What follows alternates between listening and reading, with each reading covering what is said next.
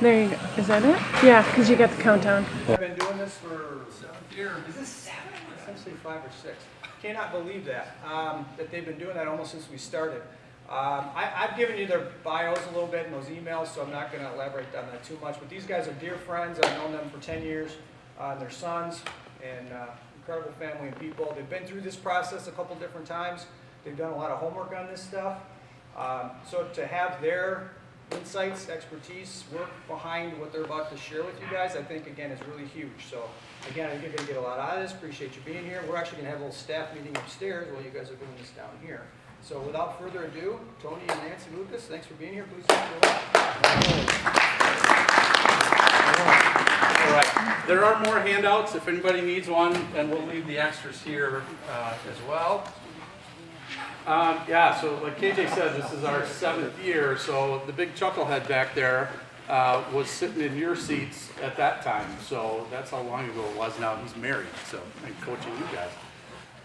So what we're going to talk about today is a lot around the recruiting process, how it works, and a little more about college baseball. I feel like every year when we do this, the thing that we've learned more about is how college baseball works.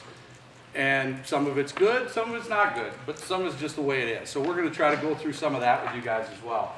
KJ mentioned both Nate and Adam, our boys, went through the recruiting process, listed just kind of where they were at in high school at the top there. So Nate, left-handed pitcher, throwing 83 to 84 miles an hour. His brother, a righty, throwing 90 to 92. And we'll talk a little bit more later about why I put that in there.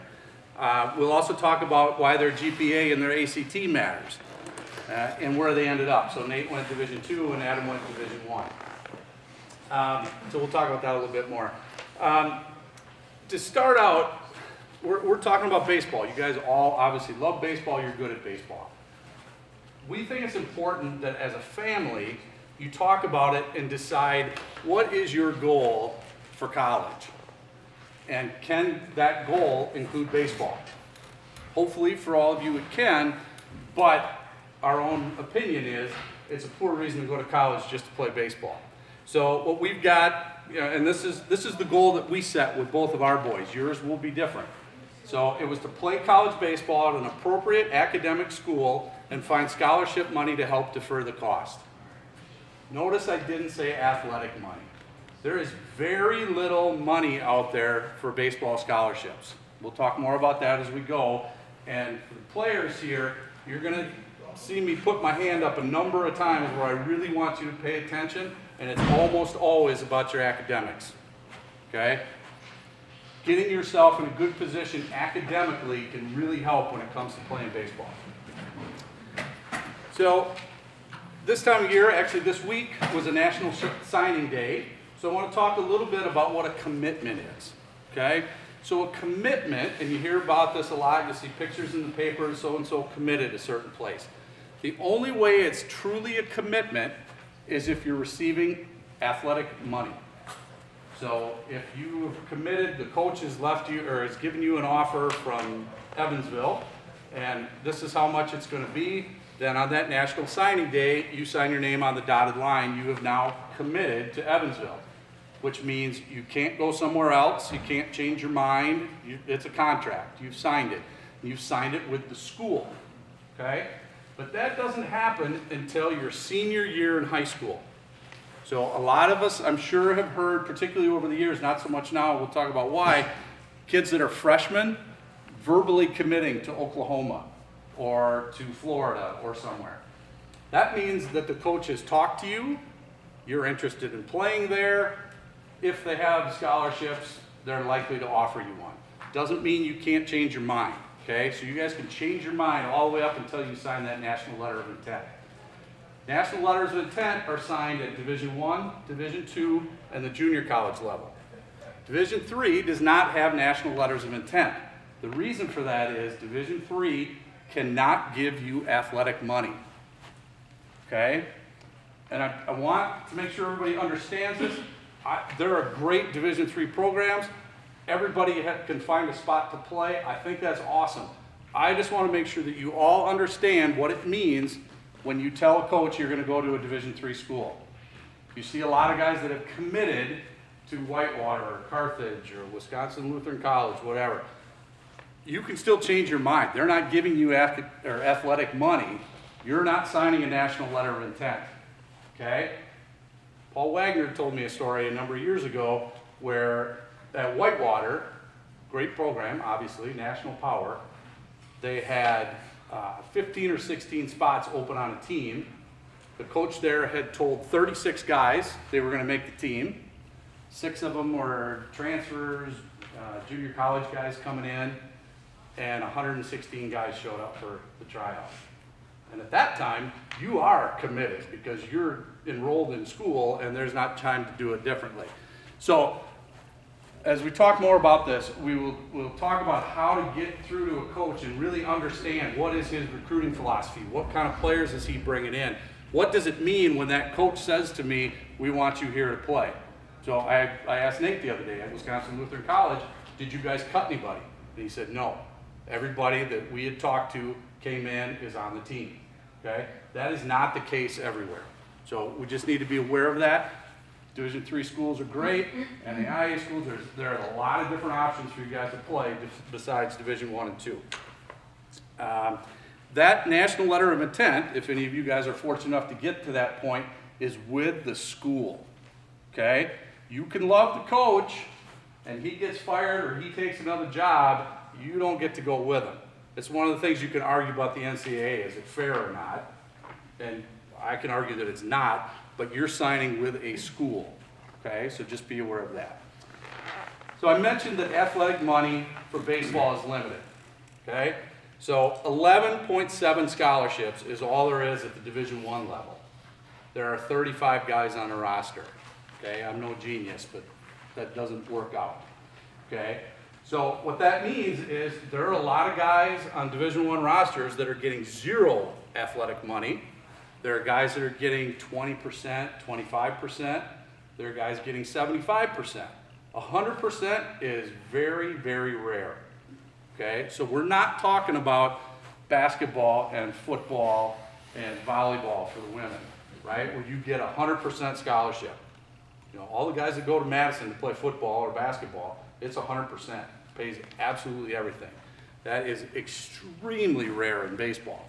Mostly because it's hard to put together a roster if you only have 11.7 scholarships and you use a full one of them on one guy. Now I'm down to 10.7 for 34 guys. So the math just keeps getting worse. One of the great ways to get on that roster, if you're a little bit marginal for the level that you might be at, is to be very strong academically. Okay, I said, I was going to put my hand up and say, guys, pay attention. This is one of those times. There is way more academic money out there than athletic, okay? And as families, it's important that we don't discount private schools, parochial schools, any of that, because they typically are the ones that have a lot of money, okay? So going back to our boys, so Nate had a 27 ACT and a 3.7 GPA.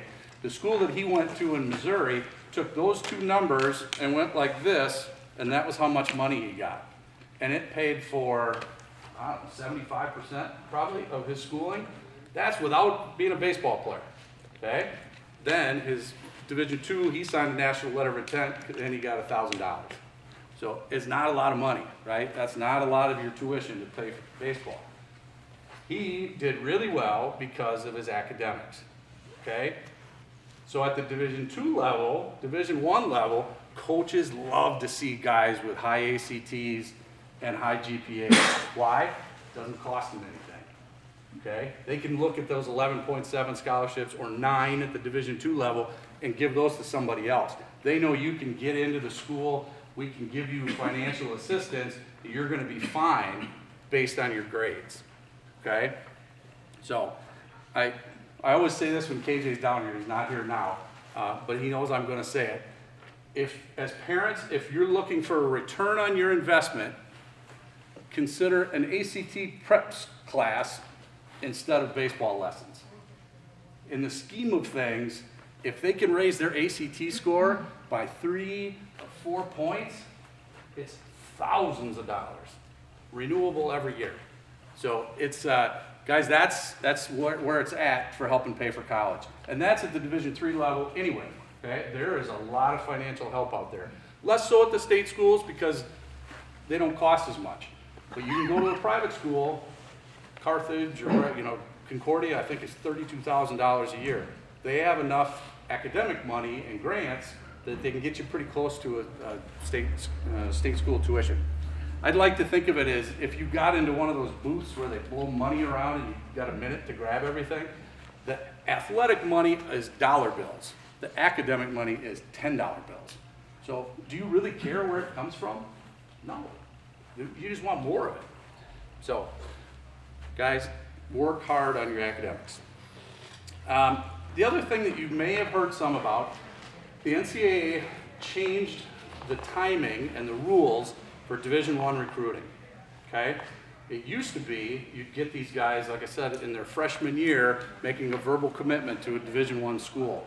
They have now changed it that at the Division I level, those coaches are not allowed to talk to you until September 1st of the start of your junior year, okay? Huge difference. Division II, Division III, they can still talk. You're also, guys, by the way, you are not able to talk to those coaches either. It used to be you could call them, and if they answered the phone, you could talk. There is no communication. And the reason they're doing that is to try to eliminate all these early commits and the pressure on the kids. A lot of those early commits don't end up where they said they were going to go when they were freshmen. They maybe didn't get as big and as strong, as fast as that school thought they might. And then they still show up on campus and they're like, wow, we don't really need you anymore.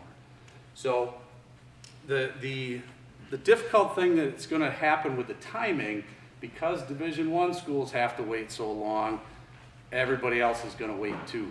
And then that's all going to happen super fast and it's going to tumble down.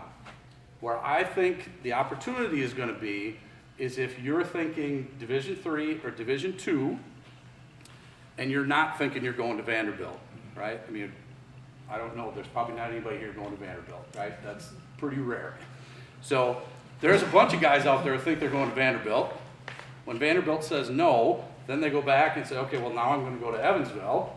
And Evansville messes around for a little bit and offers some guys. Well, I didn't get to go there. That's a lot of time that's wasted. It's a lot of time where you haven't been able to visit campus and think about all the things besides baseball. So again, I think the opportunity is for you guys to reach out to Division II, Division III coaches, start that relationship a lot earlier, be on their radar, probably programs that aren't waiting for the guys that don't get Division I offers, or maybe they're going to get one or two of those, but you're firmly in their plans, okay?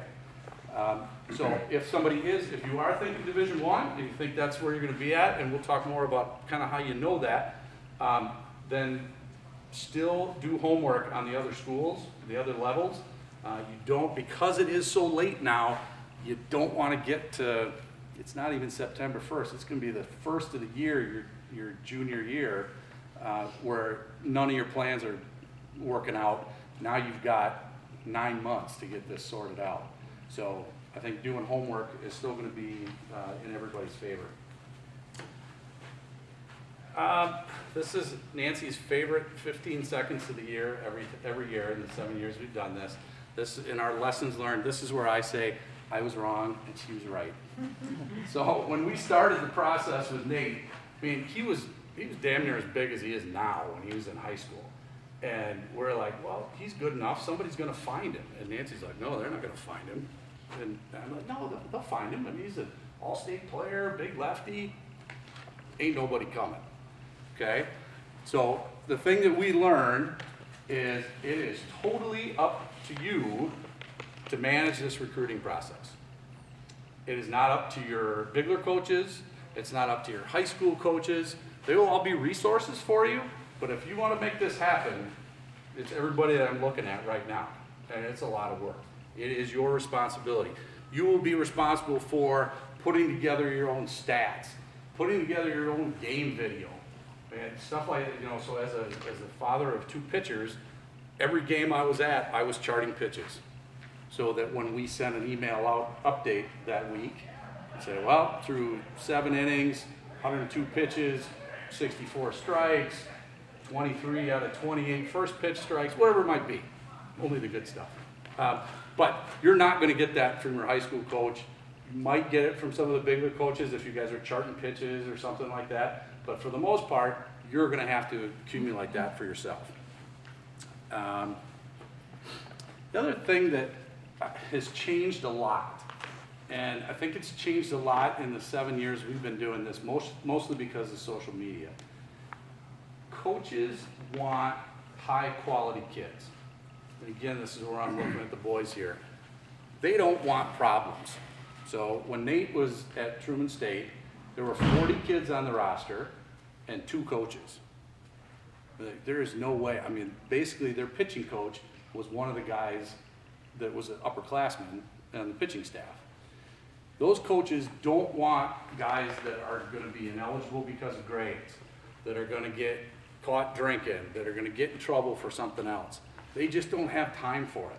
So the better that your resume as a young man can be, the more attractive it is to the coach. If two guys that are roughly equal in athletic ability, they will pick the better kid every single time. Okay? I saw a tweet, it was a couple weeks ago, maybe a month, from a guy who runs a program, not unlike this, in Cincinnati or somewhere. And he had been talking to a Division I coach.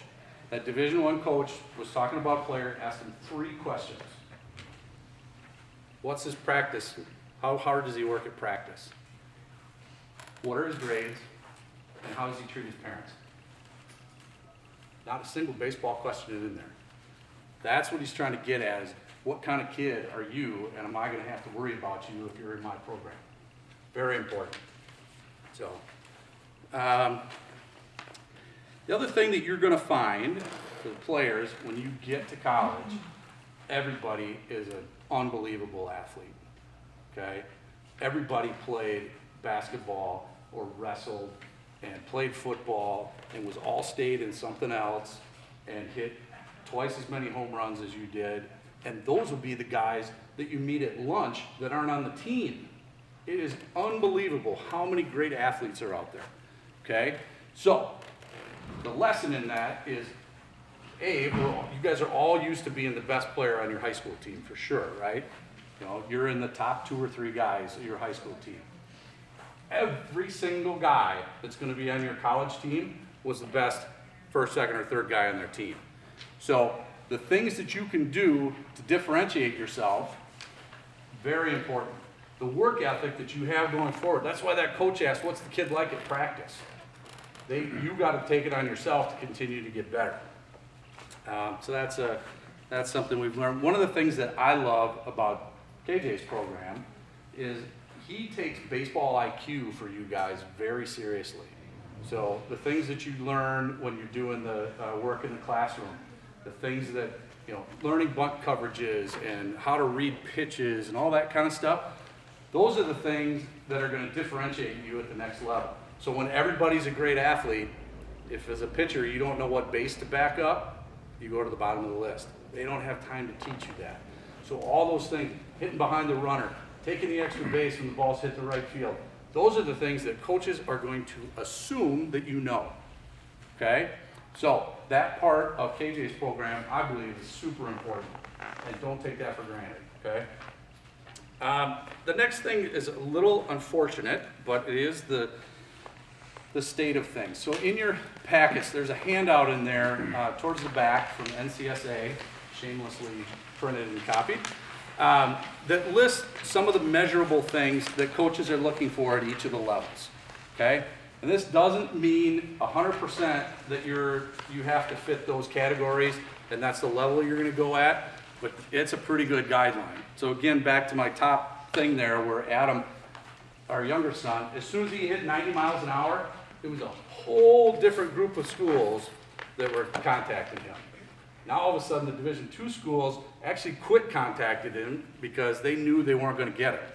And then all of a sudden it was a bunch of Division I schools that were calling. There are some magic numbers in there, be it exit velocity, speed if you're an outfielder. It's just, it's how they sort of narrow the pool a little bit, okay? And again, doesn't mean that if you don't fall in those numbers, it's not going to work, but those are some pretty good guidelines for you. So you can take some time and look through that. As you go through the recruiting process, you're going to come in contact with a ton of coaches, mostly assistant coaches. Typically, assistant coaches are the ones that are responsible for recruiting. Be careful, players, parents, both, how you interact with these coaches. It is a tough way to make a living. The guys that are assistant coaches, even at bigger programs, they don't make a lot of money. A lot of them are volunteers. Nobody's goal, no, I shouldn't say nobody, most people's goal in life is not to be the head coach at Finlandia. I know some of you guys probably saw CJ Kaler a couple weeks ago. He's an assistant at Finlandia in northern Michigan. Not his dream job, right? That's where he started. What it does mean though, particularly for some of you guys that might be freshmen or sophomores, you will probably see and hear from CJ Kaler 2 or 3 more times before you decide where you're going to college, and he may be at a different school every time, okay? So, if you meet him and you're like, Finlandia, I don't want to go there, this guy's a chump, and you choose not to talk to him, then all of a sudden he comes back and, well, now I'm an assistant at lacrosse. Well, I want to go to lacrosse. He's taking you off the list because you were not a good kid when he talked to you before. So, just know that these guys that you see, you're going to see a lot over the next 3, 4, or 5 years. There are guys that recruited both of our sons that are now head coaches at Division I programs, and we saw them 3 or 4 stops along that road in the same time. Back to my point about they're going to find him, and no, they're not going to find him. It's really hard for coaches to come out and see you, okay? Most schools don't have big recruiting budgets. They look for bang for the buck. So showcases is a place that they can go, particularly now the Division I guys, they can't talk to you, but they can still come watch. So if you're at a PBR event, they'll come watch, make a little note, and say, oh, this is a kid I got to keep an eye on, okay? So they are not going to come out. So you need to go see them. So as you start to identify schools that fit your family goal, then it is time to go to these campuses, go to some of their camps that are on campus so that the coaching staff can start to see you. Don't wait for them to come find you. And we talked a little bit about what the new dates mean at the Division I level. Recruiting it's this, right? Vanderbilt is up here. Finlandia is down here.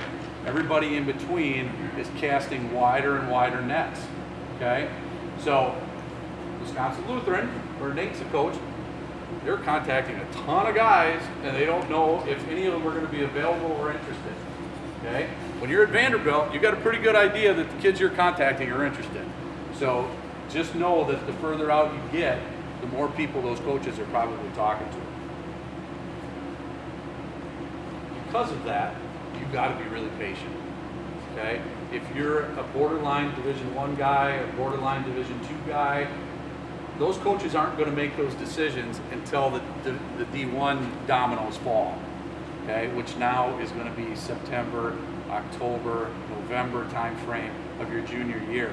That's getting pretty late, right? So, so you're going to have to be patient and keep working with those coaches. The other thing you can do, again, and I want to reiterate this, we talked a little bit earlier, be honest. Be honest with yourself. As parents, be honest with your kids. Kids, be honest with your parents. Where do I really fit? Okay?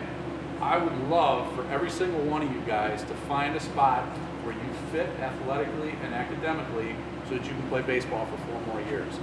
If you're not honest with yourself and say, well, it's Tennessee or nothing, there's a better chance it's nothing than Tennessee. And then that's not great for you, okay? So make sure that's an honest conversation. When you're being recruited is also a harder question to answer, particularly at the Division I level now, because they can't call you. In general, though, if a coach calls you, you're being recruited, okay? If a coach or an assistant coach sends you an email inviting them to a camp, not so much. I know it used to be when our boys were coming up, Alabama State was a place. Wasn't it Alabama State, I think? They would send out these mass emails personally inviting you to the camp to be recruited. And all it was a money grab. okay? So just be cautious when you get those emails. Camps are great, and camps are really great if other schools are going to come and watch or be part of the camp so that you got a chance to be seen by more than one staff, or if it's a school that you're really interested in, awesome. Other than that, you might want to think about that, okay? So you can ask, at some point you can ask coaches too, is like, well, how do I fit? How many other guys are you looking at in my position? When are you going to make a decision type of thing? Coaches are used to this, trust me. As soon as you say no, they forget that they even talked to you. They move on fast. College coaches would rather know from you, honestly, if you're interested in their school and their program or not. They don't want to put a bunch of time into somebody that doesn't want to come there. Okay. The other thing to just hit on quickly, and this again is a bit of a cautionary tale, particularly at the Division I level, but also at the other divisions as well. Coaches bring in a lot more guys than they need. So I have a page from the October 2019 Collegiate Baseball newspaper, and they've rated the top recruiting classes for this year. Mississippi, Old Miss, heard of them, right? Pretty good program. They brought in 24 recruits in their 2019 class. 35 guys on a roster, and they brought in 24 guys. Of that 24, 18 of them are going to be freshmen.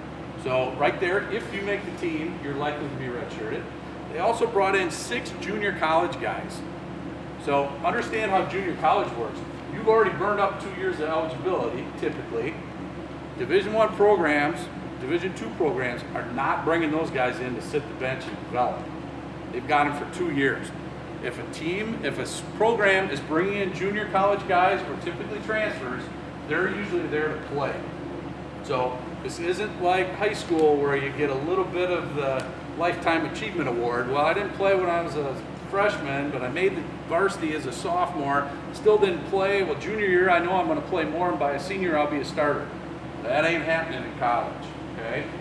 Their goal every year is to get somebody better than you, okay? Keep pushing you and keep making the team better. Now, Mississippi is not an isolated case.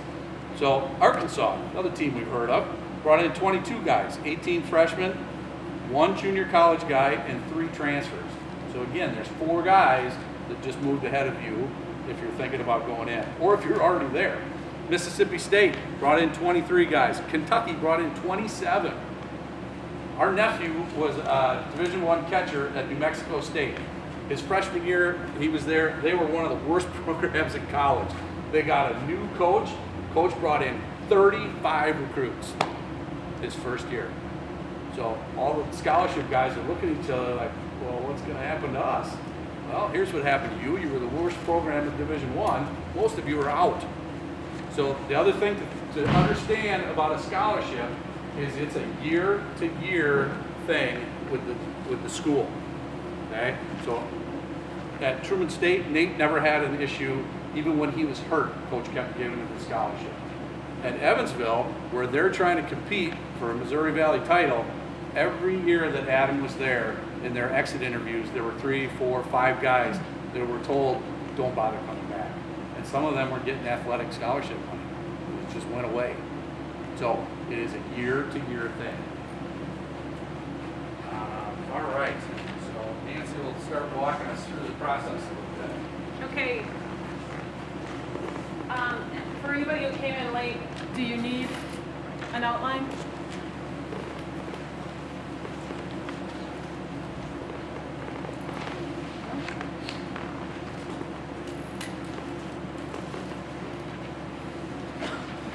Okay, it's my opinion that it's never too early to start talking about going to college. I mean, when they're 3, 4 years old, we're already asking them what they want to be when they grow up, right?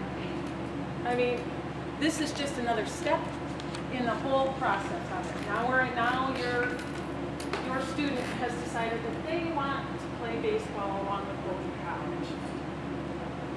I also want you to know that getting recruited, it's a part-time job. There's a lot of stuff to do behind the scenes. So divvy it up.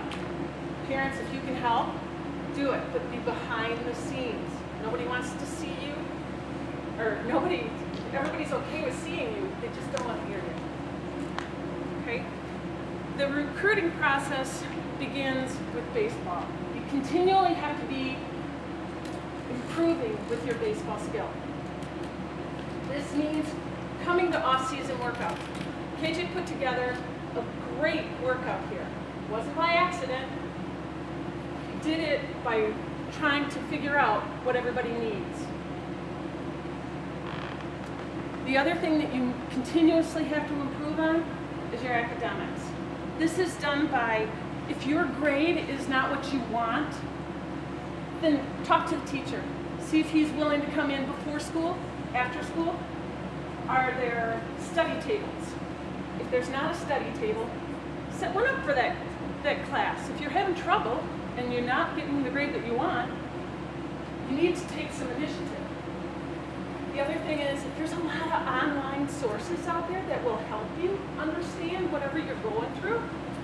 And they used to be free. I don't know if they are now, but they used to be where you could just click on a YouTube video and you could understand quantum physics a little bit better. So get on the internet and figure it out. The other thing is tutors. Tutors are all over the place. They're willing to help. And for ACT and SAT, you really should look into that. It is money well spent. The other thing, there's more than one thing. When you start the college search, research your schools.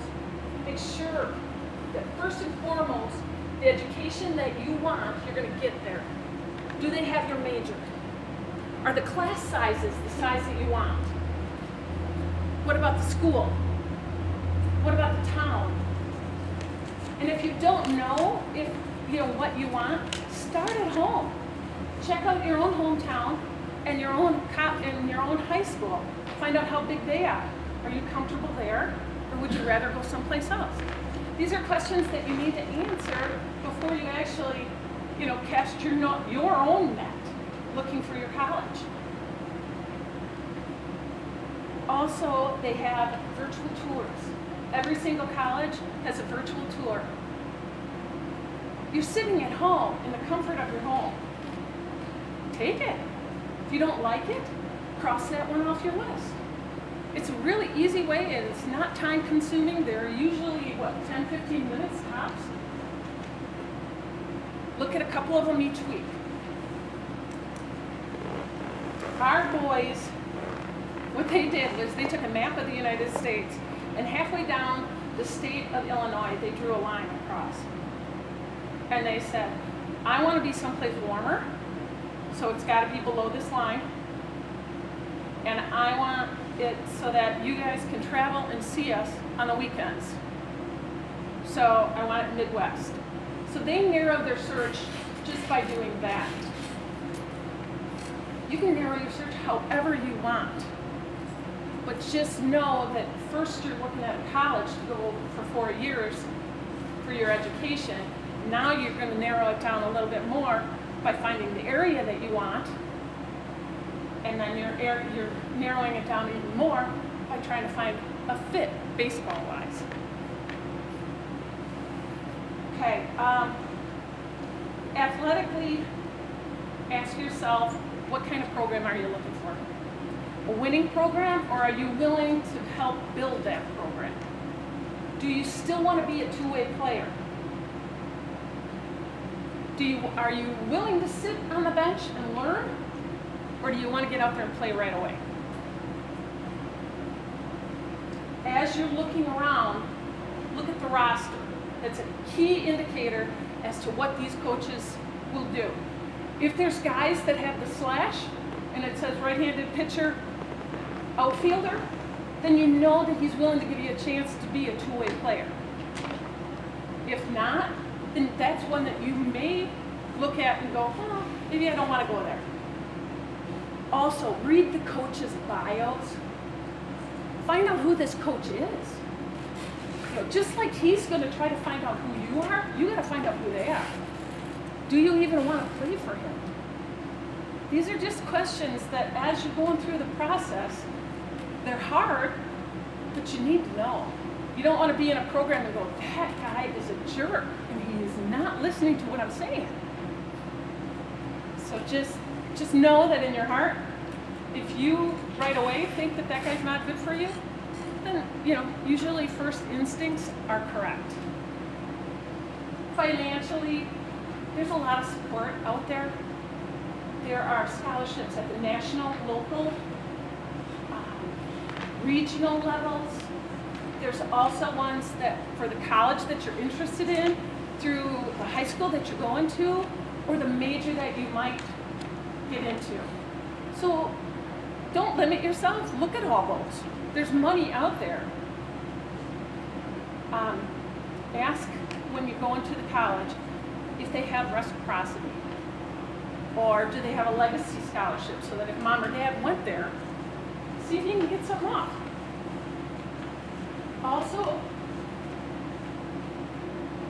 every single college has what's called a net price calculator right on their site, and you can put in your numbers and you'll find out what your bottom line is.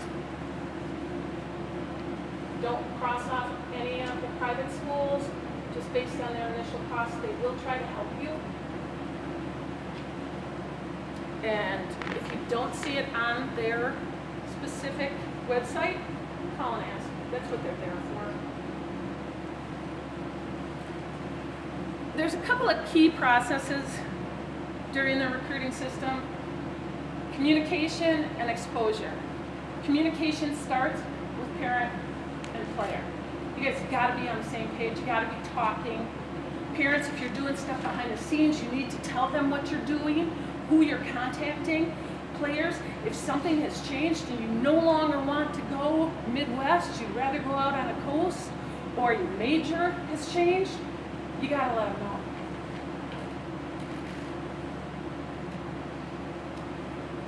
The other people that you should be talking to are people who have gone through the process. There are a lot of people who have been recruited, probably kids that you know. Talk to the kids, talk to the parents. Nobody's journey is the same. So find out if you can learn something else from them. I want to tell you that the most important resource that is here is everybody that KJ has put together. The Bigler resources have not been utilized like I thought that they would. I mean, you have kids who have played high school or college, they've been recruited. They've played at different college levels. Then you have guys that coach the different colleges out there. You also have guys that have been through college and have been drafted and are working their ways up. And you have former major league players who are here helping you out. Ask them. Find out what they have to say. What should I work on? Where do you see me going? If you're not asking them, you're doing yourself a disservice. Because these guys know what they're looking at. They know people out there. They know who to contact. And they will help you. They do not want you to fail. So they're going to come out and they're going to be as brutally honest. If you walk up to them and you say, where do I fit? They're going to be as brutally honest as they possibly can. And they're going to tell you, you're a D3. Or you're a D2. Or I see you maybe going to a JUCO for a little while and seeing if you can hone your skills. Whatever. If you don't feel like that's where you fit, then you use their off-season workouts to help you.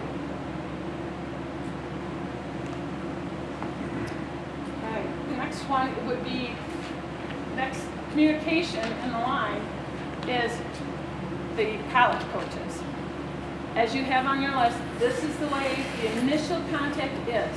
Head coach, assistant coach, recruiting coordinator, or one of the questionnaires. That's how you're going to be seen or heard from the very first time. The continuing communication is what is key. So through emails, through phone calls, you have to keep talking to them. Keep putting it out there. And every time you send an email, you make sure that there is a video, a skills video link on there, so that they don't only see what you've written, they can see you as you're doing if it's a profile page, they see what you're all about. If it's a video, they see how you play. The second one is the exposure. You're gonna get exposure through showcase, like Tony had said, camps. Showcases all have the same lineup. It's all set up the same way. There's a lot of times that you're gonna be sitting around. You're gonna feel like it's a waste of time. I'm here to tell you it's not. You're probably only gonna play a half of a game, but you're gonna get out there, you're gonna get your skills out there with an unbiased source. That's what these coaches are looking for. They don't want mom and dad to say, you threw 92 miles an hour. Well, I can't rely on that source. They look at PBR and they say, I rely on that source. So go to showcases, get an unbiased source for your stats. Coaches come to this because they can see as many players in one time as they possibly can. It's a great use of their time and their effort. So coaches will be there, they will see you. What PBR does is they have a bunch of sites.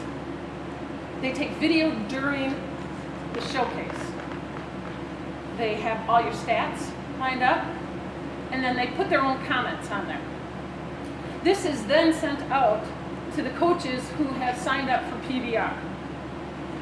And they can sit in the comfort of their own homes and watch as many players as they want and see who they're interested in and who they're going to come and see the next time at a showcase.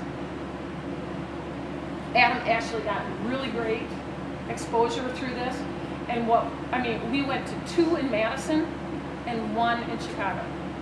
So it wasn't a whole lot, and it was a one-day thing, so there's no overnight expense. It's usually pretty local. So just things to think about when you're picking out what you want to do and where you want to go. The other one that we used is Showtime Sports.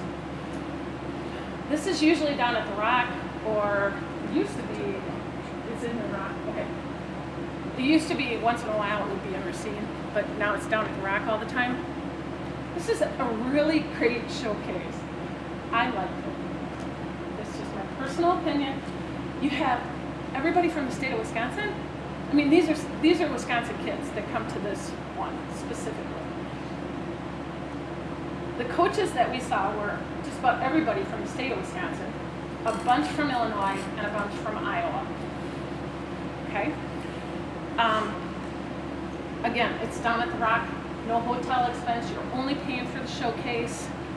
What they do is they take the best of what they saw in Wisconsin. They make Team Wisconsin. Team Wisconsin then goes up to the University of Minnesota, and they play. What? It's some prairie. It's at some prairie. Okay. Good to know. When we did it, we went up to the University of Minnesota. Anyway, you play Team Minnesota. So your net of people who are looking at you, who are seeing you, just got that much bigger. Because you have all of, well, what we found out was there were a lot of D2 and D1 colleges that came and saw that. And it also brought in everybody from Minnesota. And there are a ton of colleges over that way. So just something to know that if you can get there, it's a great exposure tool.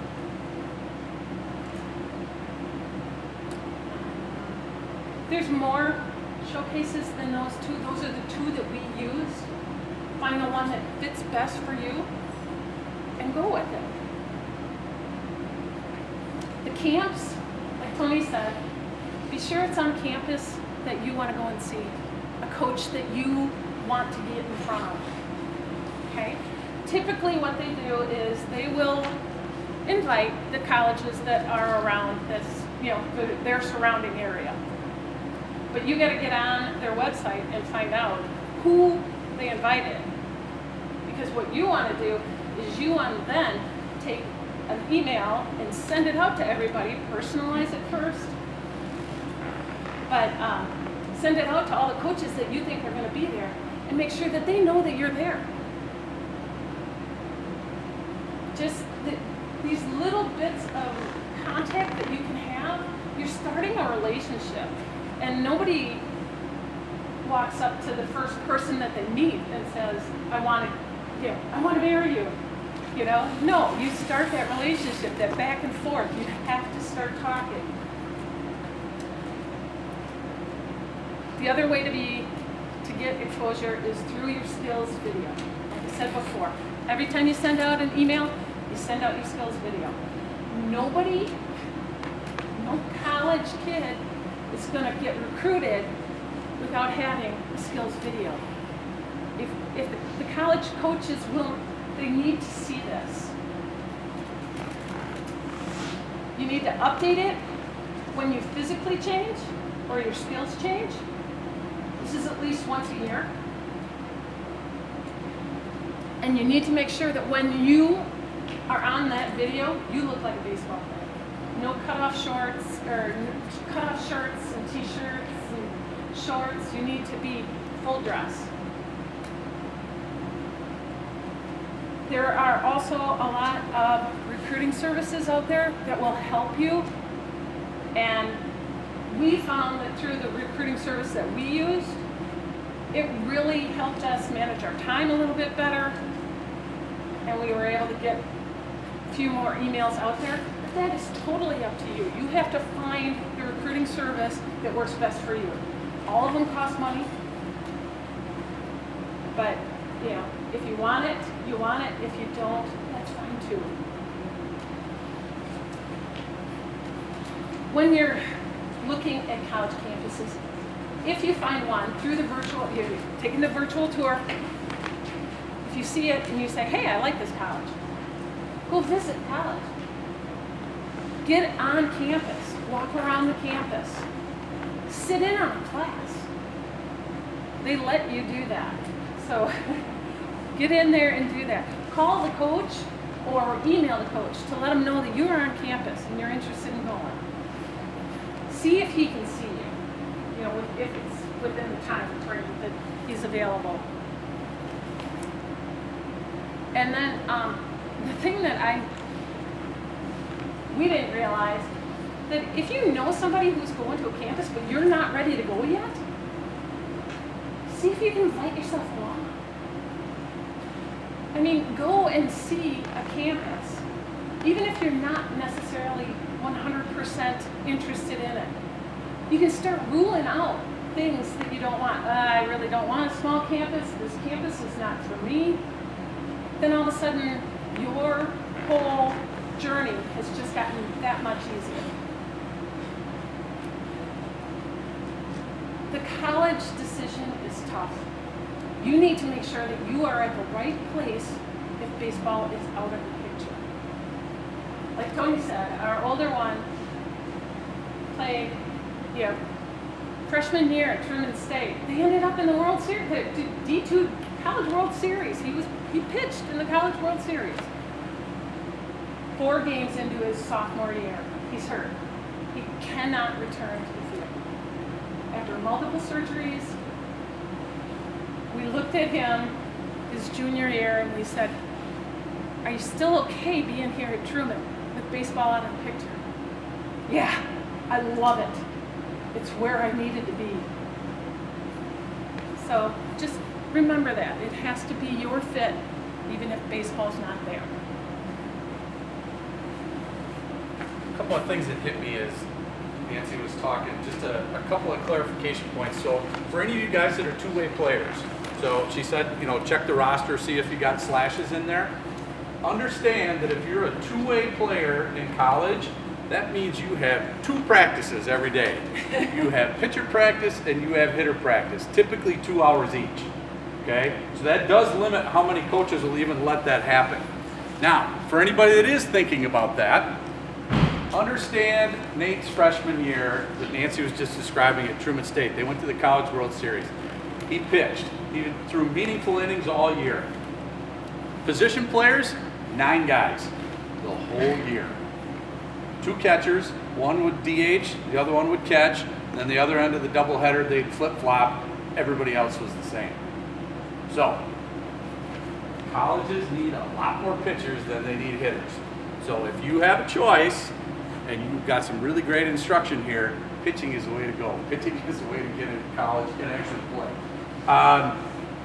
Another one that Nancy was talking about is, you know, make sure you're at the right spot. Like, if you don't want to be an engineer, don't go to MSOE. Like, you should be pretty sure that you want to be an engineer if you go to MSOE. Don't go there because the coach wants you to play baseball if you don't want to be an engineer. I don't know what else they have, but it's not a lot. Engineering is in the name of the school. So, you know, think about that. And Nancy talked about showcases and things. I just want to, and this is my own opinion, it's not, I'm just identifying it as that. When Nate was coming up in high school, he and I went to a perfect game event. The other really big name in showcase type stuff. We went to Iowa for a weekend. So I took a day off of work. We drove to Iowa, 2 nights in the hotel, $660 for the showcase. I mean, it was easily a $1,000 weekend. He and I had a great time, but I didn't feel like we got anything out of it. He didn't get exposure. Perfect game, again, in my opinion, identifies the high-profile kids. They invite them to those showcases, and they don't even pay, just so that they can publicize it. And then everybody else helps them make money. So, go if you want. It's not my favorite. And then in your packet, Nancy was talking about the video, skills video. There's a 2-page handout in there that has, by position, what your skills video should have. So, we won't go through that, but know that that's there for you. I want to talk a little bit, kind of wrapping back around to academics. So guys, if you want to play in college, the NCAA has requirements for you for your academics. You need to have 16 core classes, okay? English, math, social studies, science, foreign language, and you've got to have a 2.2 to 2.3 grade point in those classes, okay? Talk to your guidance counselor if you're interested in playing baseball in college. They can help you put together the right schedule. I mean, our kids went to Grafton. They've got the best automotive program probably in the country. None of those classes count towards playing baseball at an NCAA school, okay? Food classes, art, music, none of those count. Great things, right, and help make you a well-rounded individual, but you can't get away from those core classes. So guys, super important. If you can't make that grade point in those core classes, you're going to get to college and you'll be what's called a gray shirt, okay? Which means you can't play or practice and you got to work and get your grades up, okay? It's still a way to do it, but it's going to make it a little more difficult. As you guys take your ACTs, so anybody that's a junior this year, I think everybody does that in school now, right? There's an opportunity to put school codes in. So like if you know that you're really interested in Whitewater, you can put in their 6-digit code and your ACT score will automatically be sent to Whitewater. I think you get like 4 of those. If you're thinking about Division I or Division II baseball, you're gonna have to register with the NCAA clearinghouse. If you put in code, and I've got this in the handout here somewhere, if you put in code 9999, I believe it is. Yeah, I can do it in there. So it's in the opportunities to play section. That will send your ACT score to the NCAA clearinghouse. Okay, it's a way to save $35. If you don't have 4 schools that you want to put in there, most kids don't know what to put anyway, so it's an easy one to drop in there. So under the eligibility requirements, we're not going to go to a lot more of it, but that NCAA.org website is a good one for you to look at as a family to make sure you're doing all the right stuff. And again, talk to your guidance counselors. This is a pretty common thing that people want to play sports in college. They should be able to help you with that. Now, again, the other thing I want to make sure all the players understand is you guys are good baseball players. You're doing a good job here. My guess is hopefully you're all playing for your high school as well. Another thing, as an old guy, high school coach, it drives me crazy that guys aren't playing for their high school anymore. Play for your high school. You have a chance to be a leader on your high school team. You have a chance to show competitiveness. It is things that matter to win baseball games. I have yet to go to one of the games like you guys, at tournaments you're playing, where a guy will hit behind a runner to give himself up to move the runner to third. It just doesn't happen, right? In high school, it's going to happen. We need that run. And it's fine. You know, it's fine that we don't do that. You only get 3 at-bats in a game, and you want to show what you can do. But the things you can do in high school are different. So I would, my opinion again, as an old guy, play high school baseball, okay? Win a state tournament with your team. There's nothing better, okay? Those are going to be your friends for life. But with that said, there's a place where all of you guys can find a play. You're good baseball players. If you're honest and you pick the right spot, there is a level that's going to be right for you, and you keep playing, okay? And you can get a good education. Understand that even at the Division II level, if you sign a national letter of intent, your scholarship for athletics is likely to be $500 or $1,000. Okay? St. Cloud State in Minnesota is a school that does a lot of recruiting in our area. If you're a position player, it's $500. If you're a pitcher, it's $1,000. That's just what it is. That's what they give. A lot of programs, Truman State, where Nate went, is one of them. They could give 9 scholarships, but the school doesn't fund it. Okay? You can only give that scholarship if you have the money. And unfortunately for them at Truman State, the university was not funding the program. So all the parents who joined the dugout club, and you know, there's all kinds of ways that they raise money for their expenses, but you got to pay travel, and you got to pay umpires, and you got to pay baseballs before you can give any scholarship money. Okay? So understand, again, this goes back to the academics. Nate didn't need a lot of athletic money there because he got academic money. So if these programs are fully funded by the university, then they might have 9 scholarships to give at the 2 level. If they're not funded, it's going to be a much smaller pool. So there is also another NCSA handout in the back of your packet that sort of lists out where all of those schools, how many there are at each level. And again, there's so much. If you look at it, you're going to say, all right, well, I'm not a Division I guy, okay? Well, that's 298 out of the way. Well, there were 1,600 to choose from, so you've still got a lot to look at, okay? So there's a lot of different places that you can go. All right, so now we are going to do 2 things. One is a little exercise. So I need a volunteer, one of the boys, maybe a junior, anybody junior that wants to. We are going to go through, come on up. So we're going to go through, I'm going to get some information from this young man, and then while Nancy's talking about some other stuff, I'm going to write a letter to a coach on his behalf, okay? With just the information he's going to give me, it'll take a couple of minutes, okay? Now, the information that I'm taking down from him and the letter that I'll share with everybody when Nancy's done with her next section, we'll just have up here afterwards, so you can come take a picture of it with your phone if you want, so don't try to scribble all this down, just enjoy the show here for a minute. All right, what's your name? I'm Charlie. Charlie. All right, so you're going to have to just answer a few questions. What's your last name, Charlie? Carr. Charlie Carr. All right, what high school? Marquette. Marquette. All right. When did you graduate? 2021. Good. How tall are you? 5. Weight? 1. Bat? Which side? Oh, wait. All right. Throw? Oh, wait. Okay. What positions do you play? Okay. And have you got like exit velocity or 40 times or any of that kind of stuff? 75. Okay. 16. Okay. How about how hard? Or pop time? Catcher? Perfect.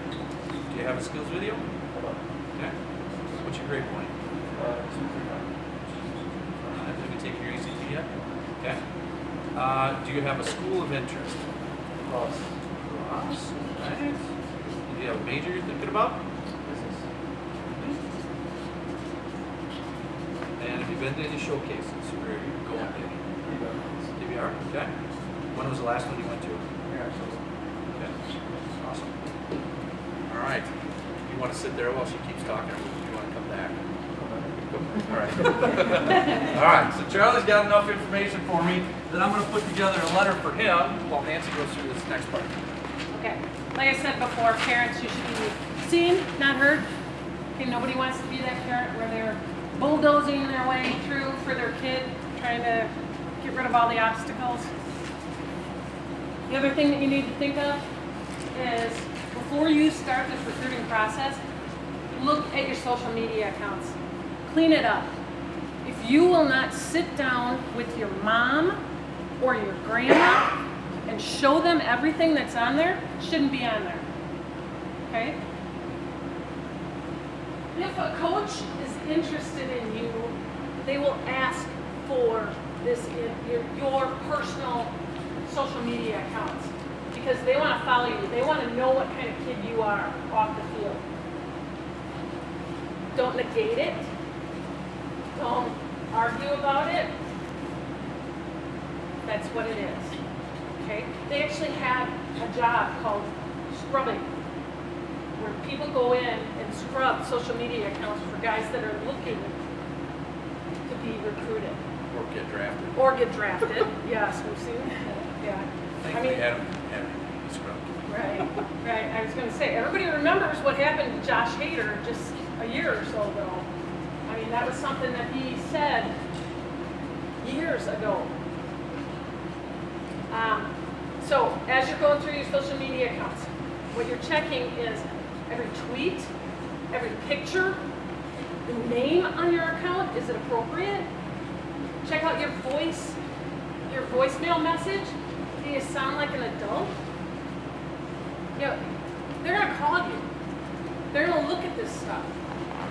They follow you, you can follow them. Very easy. No coach wants to be a glorified babysitter. Like Tony said, they don't get paid a whole ton of money. Some of them. They don't want to sit there and hold your hand. So take that into consideration and know that they will not recruit you if they see you as a problem. One of the things that I thought was a good idea that we did not know about until afterwards was setting up a separate email just for the recruiting process. So nothing gets buried, nothing gets lost. And it's not, it's not mom and dad's, it's not players. It's just one that both of you can get to, and you can all see what's going on and who's contacting you. You get to see what's being sent. Okay, so everybody's on the same page that way. As you're going through the social media and figuring out if this is what you want, go back to the baseball webpage. Find out. Again, look at it again. Ask yourself the question, do I want to be at this college? Do I want to be in this program? Do I want to be with this coach?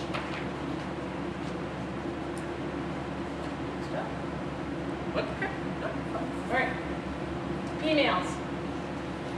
The key point in an email is your subject line. Everybody knows that. 3 things that always go together: name, graduating class, and your position. All right? What you want to do is get in there something that's going to grab their attention, make them want to open that email. College coaches get between 100 and 1,000 emails every week. Make them want to open yours. Put on there your ACT, your SAT score, your GPA. If you have size, they can't teach that. Put on how big you are.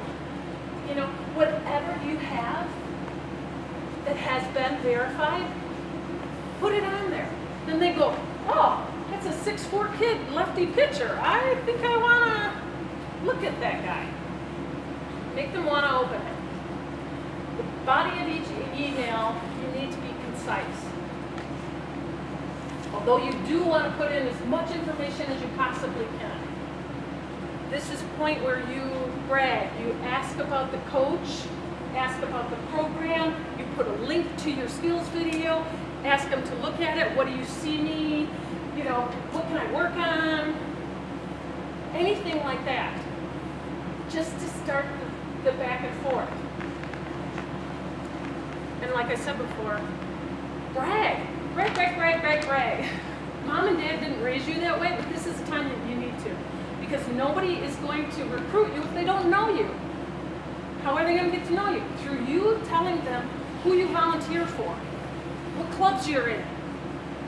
You know, just everything that you do, that you, hey, I made the honor roll today. My GPA is 3 point whatever. Put that in there. Let them, give them a chance to get to know you. When you are actually doing the emails, you need to make sure that you personalize it. Put the coach's name in there, the school. Okay, if they have a nickname and you want to use it, do it. If they just had a game and you want to put that in there, oh, that was a tough loss against whoever. Personalize it, because they look at that and they go, oh, this is a group email, I know it. They've cut and pasted everything that's in here. And right away you're out. Done? Oh, okay. All right. Recruiting questionnaires. Every single college has one. They ask if you fill them out. Okay? If you get in front of a coach, the first thing that they'll ask you is, what's your GPA? Have you applied at this school? And did you fill out my recruiting questionnaire? Recruiting questionnaires, all the questions are similar, if not the same. So make yourself a hard copy, take a picture of it on your phone, so that the next time you have to fill one out, it's going to take you that much time less, because you have all those answers in front of you. And sadly, it's not in a format that you can cut and paste. Yeah. It drives you absolutely nuts. Like, I got to the point where I knew my son's guidance counselor's email and phone number by heart because I had put it in so many times. It drives you nuts. Yeah. And just like Tony said, this is something that parents, you can do for the kids. Coaches know that we're doing this, so it's not a big surprise to them. And then that way they are able to focus on their baseball and their school. All right. When you call a coach, boys, you have 2 scripts. One for if they pick up, one for if you have to talk to them. And I was just looking at this last week. That's actually, there are scripts actually out there on the internet. So go and find them and use them. And make sure that before you call, you practice, because you don't want to be a stumbling person as you're going through the thing, like I am right now. This is a contact that is so important, and it cannot be, I can't overemphasize it. Boys, you need to call the coaches.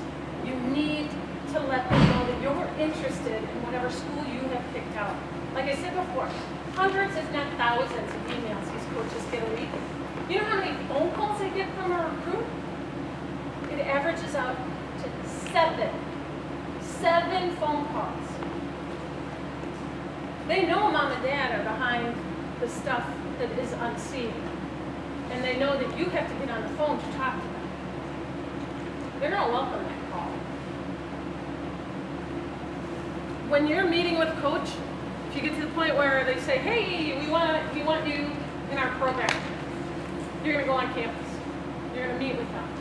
This is an interview process. Shake their hands. Look them in the eye. Thank them for their time. Mom and Dad, you can come if you want to. Again, seen, not heard. Your time to talk is to your player before this meeting starts with questions that you think are appropriate or needed. At the end of the whole interview or talk,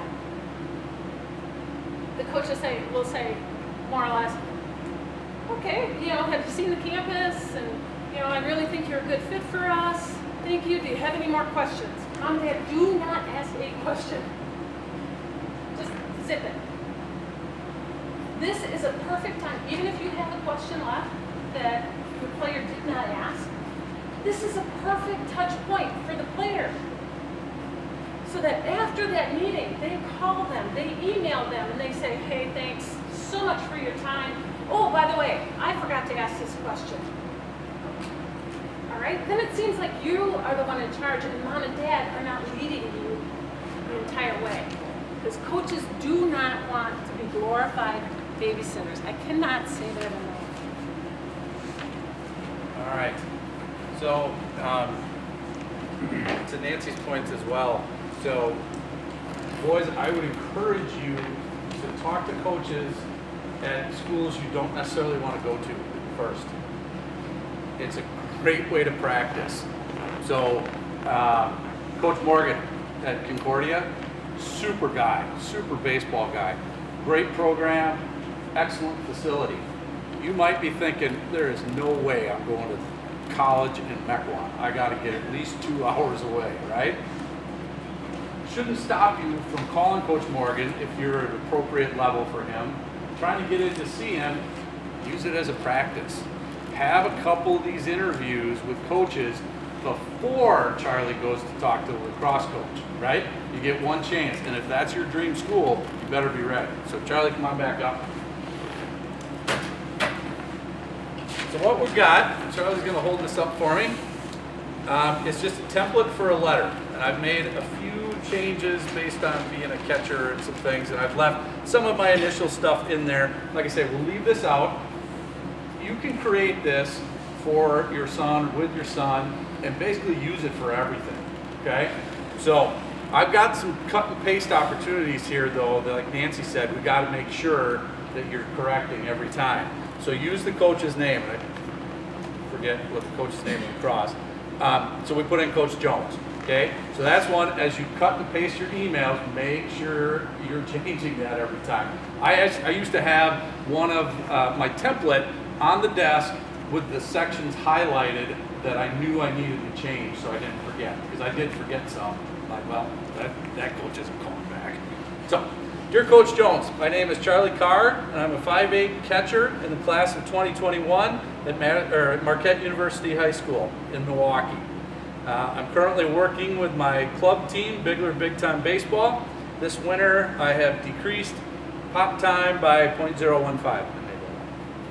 So whatever improvement you've made, so if your exit velocity went up 5 miles an hour, if you're throwing 3, 4, 5 miles an hour hard, whatever it is, put that in there. I will be competing for the starting catcher on my high school team. I have a strong desire to play at the next level and think lacrosse could be a good place for me. I'm curious how many catchers you are looking for in the class of 2021. Shows both interest and is a question you want the answer to. If the answer is we're recruiting 6 catchers, how many do they need? Probably 2, right? The other 4 guys are catching a lot of bullpens, okay? So it just helps you understand what is this coach looking for, okay? I see, obviously, Wisconsin school is going to have Wisconsin kids, but let's just, for the sake of argument, pretend we're looking at a school that's not in Wisconsin. You want to look at that roster, see do they have kids from Wisconsin or not, okay? They may not recruit here. So last year we had a kid that wanted to go to Columbia here. And so you look at their roster, they don't have kids from Wisconsin. So then the question is, how do I get seen by you if I want to go to Columbia?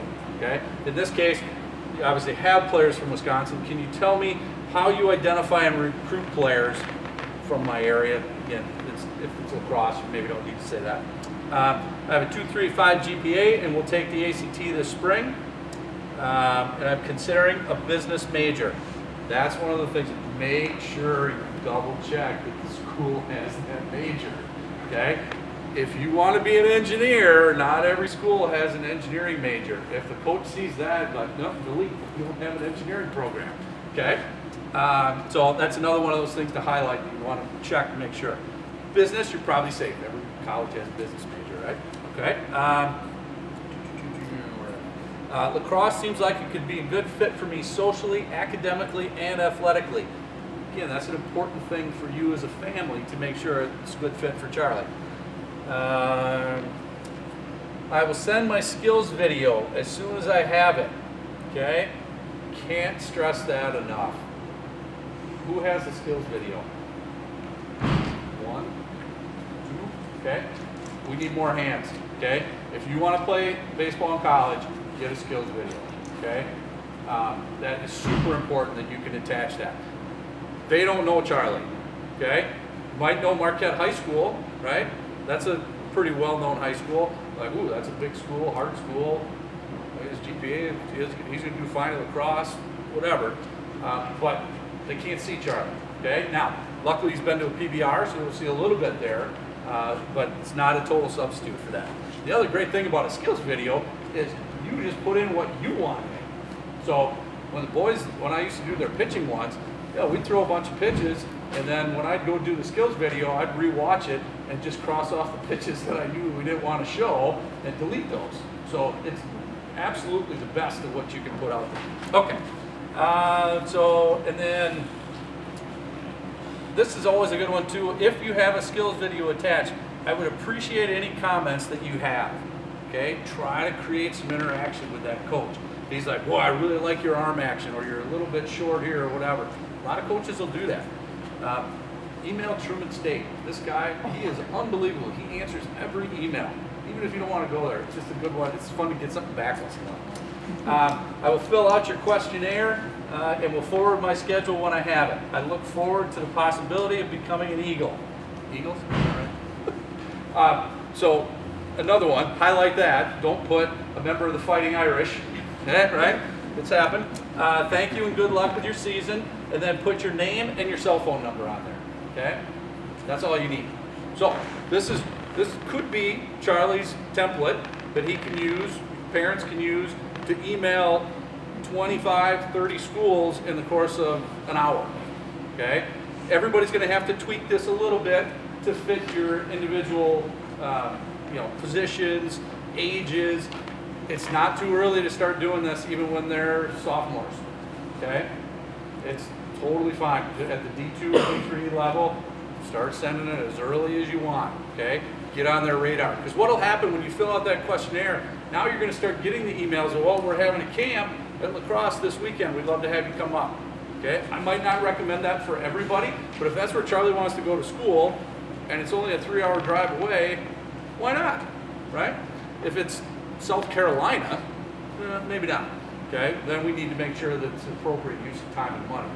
Trust me, I understand everybody, it costs a lot for the kids to play here, and this is more money that you're looking at putting out. Okay, thank you, Charlie. Appreciate it. So as takeaways from this,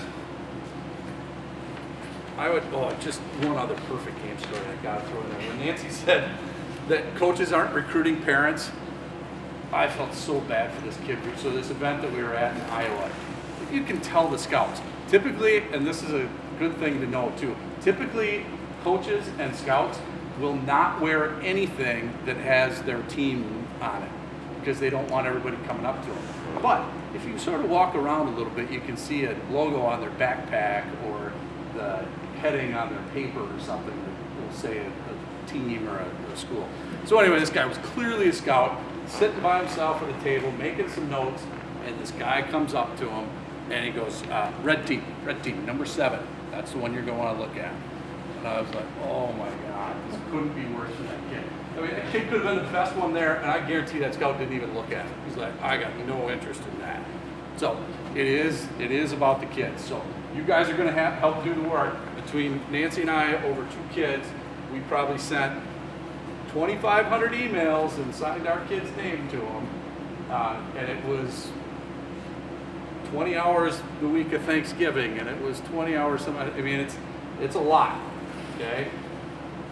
I talked to one of my coworkers who has a daughter that's going to play Division I volleyball at Madison.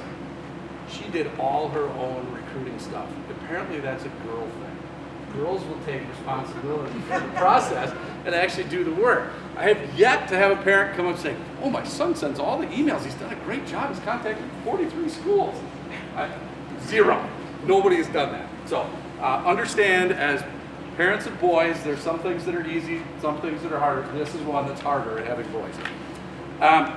So going forward, I would encourage you guys, to make this template, okay, pick out 3 schools. D1 schools could be dream schools, okay? If I could go anywhere, I'd go to Florida, South Carolina, and UCLA. Or you could say, you know what? I've decided regionally where I want to go. I'm going to contact Eastern Illinois.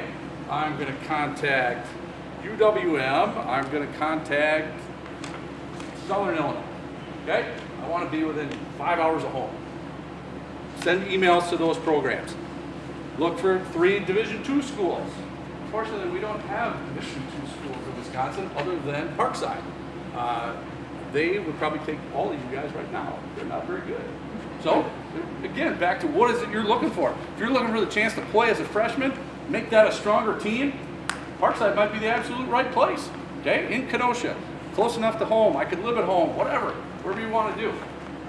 So you can pick Kenosha, you can pick Parkside, but look around, pick some others. There are a lot of Division II schools in Minnesota. There's a whole conference with St. Cloud and Bemidji and Southwest Missouri, or Minnesota State, Winona. We're all in that conference. So pick 3 Division II schools, and then pick 3 Division III schools. Okay? Charlie should pick lacrosse. Right? He needs to get on lacrosse's radar as soon as he can. Stout.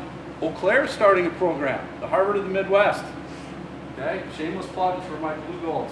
Finally bringing back baseball. Went away while I was there, and now they're starting up again. That means they need everything. Okay? If you're thinking about Eau Claire, this might be a great opportunity, right? So maybe you're a guy that's not sure you're good enough to play in the Wisconsin State Conference, but with a team that has 0 players, you might be a good fit, okay? Again, you got to want to go there. I will warn you, the season is pretty short in the spring in Eau Claire. Okay, so you find your targets, send emails out, fill out their questionnaires, get started, okay? Just see if you get any feedback, okay? See if any coaches send anything back to you. Obviously, the D1 guys won't be able to send anything back to the kids that are freshmen and sophomores. When you're doing that, go onto those websites, so those 9 schools, okay? At this point, we're just going to make it 9. So go in and look at their rosters, look at their coaches, see where their players come from, see how many guys they brought in. You can tell, when you look at the roster, it'll list the last place that somebody played. So you can tell if it says a high school, they recruited them. If it says a junior college, they recruited them after junior college, okay? So that can give you an idea of how many kids do they bring in as freshmen and how many do they bring in as transfers. Okay, if it says last played at University of Evansville, that kid's obviously a transfer, okay? So look into that. Email the coaches. My email address is on the bottom of the sheet here. I am totally fine with if you're making your template and would like to send it to me to be proofread and make a few suggestions. Feel free to do that anytime. I'm happy to give you feedback on that. Consider a PBR event. If you have not been, there are still, I think, 3, maybe 4 that are happening in our general area this winter. So in the next month before high school starts. I believe there's one in Appleton. I think there's one in Kenosha, and there might be one in Madison. Look at the PBR site if you have those dates. So I believe in that program very strongly. I don't think it's a waste of time as a freshman. I certainly don't think it's a waste of time as a sophomore.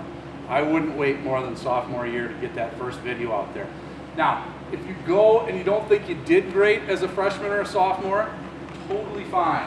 What's going to be important is that the next year, they can see that you're bigger, stronger, throwing harder. Those early times that you go is just to have a baseline so that you can show improvement, okay? Nobody's going to care that you threw 62 or 64 as a freshman. It just doesn't matter. The next year they're going to look at it and say, oh, this kid's up to 70 and his motion still looks great. And then you'll be on the radar. So as a junior, like, wow, now he's throwing 76. So he's showing progression, okay? And they're looking at body types and, you know, these kids, they all eat like crazy. I wish I could. But you take pictures of kids as a freshman and as a senior, a lot of times, like Carson, I've coached when he was a kid, I didn't even recognize him, right? They change so much. So if they have a video history, they can start to see, wow, he's filling out. He must be working out because he's getting to be a big guy. You know, that kind of thing is important to coaches as well. So they're looking for that improvement. So I would definitely, if you can, try to get to one of those yet this winter. And then for any of the guys that are juniors, so that will be seniors next year, the registration is open for that Showtime showcase. I would definitely go for that. I mean, like Nancy said, Beloit College will be there, Ripon will be there. I mean, all of the state schools are going to be there. Great time. It's really well run too. It's a real good spot. And for any of you that are sophomores, if you're interested in doing that, go ahead and register, because their history has been that they'll put you on a waiting list.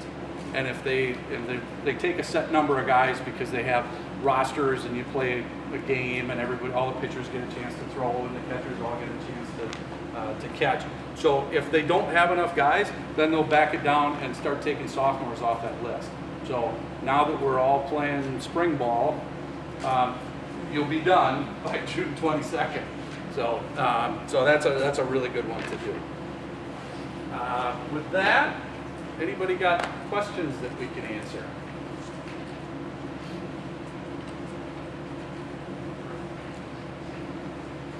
What do you find the best for charting pitch throws?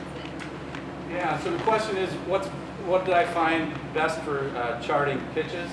I did it just in a notebook. So I did by hitter, I would put in B for ball, and then I would put S if they swung and missed, C if it was a called strike, F for foul. I didn't chart anything. I want to count how many strikes, the breakdown of the strikes. You know, coaches love to see how many swings and misses you're going to get. And then just a result. So you can get first pitch strikes out of that, how many balls, how many strikes, how many swings and misses, type of thing. I found that's totally fine. They're not looking for, well, I threw 30% of my pitches, my misses were inside. They don't care about that. Anything else? Well, appreciate everybody coming out on a snowy day. Like I say, our phone number and email is on the bottom of the sheet. Feel free at any time to reach out if you have questions. We also videotape today, so at some point there will be a link to this available off KJ's website, I think. We've talked about doing this for years, and Nancy always said no. So. You can tell how hard it is for me to do this. So, guys, keep working hard. Like I say, I think it's really important for you to play for your high school. You guys are doing great work here in the winter. You're getting ahead of a lot of players by doing this work. Pay it off at the high school level, okay? It's hard to get coaches to come see you during your season because it's also their season. So when you can show stats and say, and by the way, my team improved by 5 games last year, I was a big part of that. I was team captain, I started all the games, whatever it is. There's positives to be found from all of that. I was named team leader, I led whatever, I led warm-ups, those types of things that it's harder to do. When you guys are all coming from different communities, you're here to get your work in. With your high school, I believe that's really important, and college coaches love that. One other real small story. So our son Adam, who got drafted last year, has a teammate at Evansville, shortstop. He is about Charlie's size, and is going to be a 4-year starter at Division I as a shortstop. And you would look at him, and it takes everything he has to throw the ball across the infield. But he's got a super quick release. He hits the ball the other way. He'll go where he hits 300 for a month, and then it'll kind of fall off a little bit. So he was asking us, what does it take to get drafted? And so we had Adam's agent talk to his family. And he's like, your stats don't really jump off the page at me, but teams will look to use late round draft choices on guys that are 22 years old that can be leaders in the clubhouse with all the 18-year-olds that they bring in. So the process that we're talking about here about being well-rounded, being a good baseball player, being a good young man so that you can get to college also works at the next level. Okay? He is going to have a chance probably to go somewhere for a year or two at the rookie league level or maybe low A. Probably not going to go any farther than that, but he's going to get that opportunity because he's a great kid. He's a super hard worker, good enough at the plate, strong. He's not going to be a shortstop at the pro level. He'll be a second baseman, and he'll do fine. But he is the kind of guy that they're going to need in a clubhouse. So be that kind of guy for your high school team so that the college coach knows that he can count on that as well. Big deal. And when Tony talked about the high school, playing for your high school, this is a good way as a touch point for the emails and the phone calls. So you get done with a week's worth of all the games that you're playing in the spring, call them up. Hey coach, I had a great week. I hit whatever, I did whatever. I mean, it's a really good way to get your stats out there. Well, one other thing too, if you're a pitcher and you're pitching a high school game, so people around the North Shore Conference saw us all the time because both our boys pitched and we always had our video camera with us. So you're going to take some film of your son and you're going to want to send that out, edit it, okay? Baseball, God love it, is not on the clock, but it can take a lot of time to watch a game. So what I would do is after I would film the guys, then I would download it onto my computer, edit out all the stuff in between pitches, and even take out some of the bad pitches. Like, they don't need to see that. You know, get it down to like 2 or 3 minutes at the most, okay? If you send a coach an hour's worth of footage, no chance, okay? They got a very small amount of time. Even if it's, you get it down to 15 or 20 pitches that he threw, perfect, okay? Like Nancy said, touch point. Just, boy, I keep hearing from Charlie. Boy, he threw a guy out. That's a really nice throw. Oh, I see, stroke double the right center. Great, what, Charlie? All of a sudden, they start to remember it, okay? So, it's very important to keep reaching out, so use the season for that. No special effects. Yeah, no special effects. You No don't need to put special in music and all that kind of stuff. Coaches don't care. You know, and talking about the PBR, and coaches do look at that stuff. So Adam's down at Evansville, and they're screwing around one day, and he goes, Coach, I think I should get some swings. I was a pretty good hitter in high school. And his assistant coach, no joke, right away just said, I've seen your PBR. You aren't swinging. You know? So even though he wasn't going to be a hitter there, they knew about him. And so coaches are looking at that stuff, trust me. The guys, particularly the assistant coaches, recruiting coordinators, the young guys that aren't getting paid very much, their job this time of year is to sit in the office and punch video. So they don't get paid much, but it's not very hard either. So that's how they scour and find guys. You know, and here you've got Nate that's coaching at WLC. He's got 3 ex-teammates from Truman that are assistant coaches at the Division II level. Skylar is coaching at Oshkosh now. Mike Getz coaches with UWM. Paul is still our greatest resource over the last 10 years. Every time I got a question about something, I call Paul. He's the guy that we've relied on. So, like Nancy said, use your resources. You've got a lot of them here, and those guys all got a lot of connections. And you know, like Nate, he's 22 years old, 23 years old. And so the guys that he played with are already on their 2nd or 3rd stop.